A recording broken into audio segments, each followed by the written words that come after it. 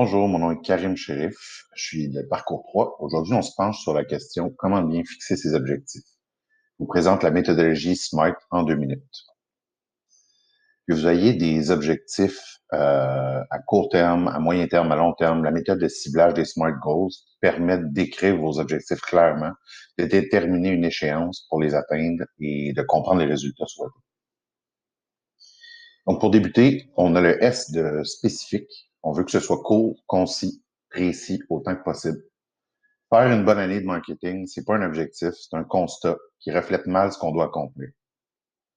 Ensuite, on a le M pour mesurable.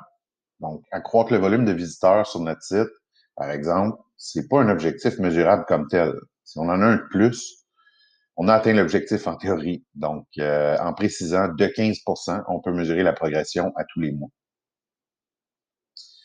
On poursuit avec le A de atteignable. C'est important d'avoir des objectifs réalistes. Si, pour reprendre l'exemple précédent, vous constatez une croissance du volume de visiteurs de 2% par année en temps normal, votre équipe de marketing pourrait davantage se décourager plutôt que d'en faire le plus possible en mettant l'objectif à 80% au lieu de 15%. Donc, un SMART goal, un objectif SMART, c'est atteignable. Ensuite, on a le R pour relevant, qui signifie pertinent. C'est ce qui force l'objectif à nous amener dans la bonne direction sans détour. Ce qui nous pousse à s'assurer, par exemple, que notre objectif marketing s'inscrit bien, adéquatement dans notre stratégie d'affaires dans l'ensemble.